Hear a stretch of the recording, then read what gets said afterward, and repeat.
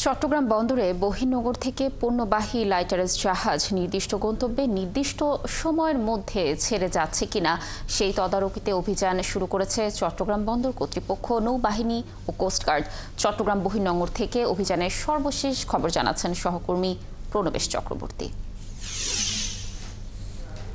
প্রণবেশ, অভিযান তো শুরু হয়েছে, অভিযানের কি তথ্য রয়েছে আপনার কাছে, আর বন্দর কর্তৃপক্ষ কি বলছে পুরো বিষয় নিয়ে জানাবেন।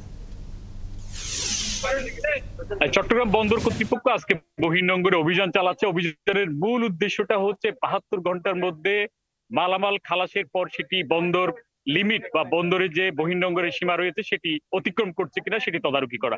এর সাথে কোস্টগার্ড নৌবাহিনী সহযোগিতা করছে।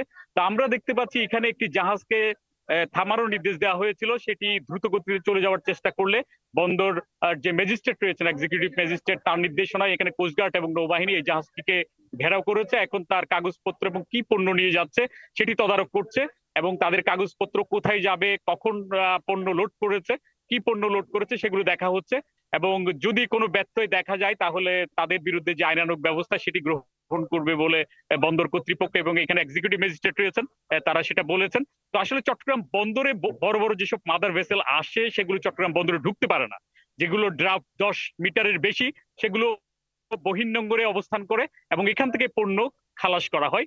তারপর এখান থেকে পণ্য খালাসের পর লাইটারের জাহাজগুলো পণ্য নিয়ে তার নির্দিষ্ট গন্তব্যে চলে যায়। অভিযোগ রয়েছে যে এই ভাসমান লাইটারের জাহাজগুলো পণ্যের গুদাম হিসেবে ব্যবহৃত হচ্ছে, পণ্যকে দীর্ঘদিন এখানে রেখে দেওয়া হয়, যার কারণে এখানে পণ্য রেখে দেওয়ার কারণে সেগুলো বাজারে যাচ্ছে না। এই কারণে বাজারে কৃত্রিম সংকট হচ্ছে এবং বাজারে মালামালের দাম বাড়ছে। এই কারণেই এই অভিযান আমরা দেখতে পাচ্ছি যে এখানে কোস্টগার্ড এবং বন্দর এক্সিকিউটিভ ম্যাজিস্ট্রেটরা তারা এই জাহাজটিতে উঠেছেন এবং তারা অভিযান পরিচালনা করছেন। এরকম যে জাহাজগুলোর গতিবিধি একটু সন্দেহজনক মনে হচ্ছে সেই জাহাজে কিন্তু অভিযান চালাচ্ছে বন্দর কর্তৃপক্ষ, সাথে নৌবাহিনীও রয়েছে এবং তারা বলছেন শুধু বন্দর লিমিটের মধ্যে নয়, নির্দিষ্ট গন্তব্যে সেটি নির্দিষ্ট সময়ে পৌঁছছে কিনা সেটিও কিন্তু কঠোরভাবে নজরদারি করা হচ্ছে, যাতে রমজান উপলক্ষে বাজারে কোনো পণ্যের কোনো ঘাটতি না থাকে, সরবরাহ। প্রণবেশ, আপনি তথ্য সংগ্রহ করতে থাকুন, আমরা নিশ্চয়ই পরবর্তীতে অভিযানের আরো তথ্য আপনার মাধ্যমে দর্শকদের জানানোর চেষ্টা করব।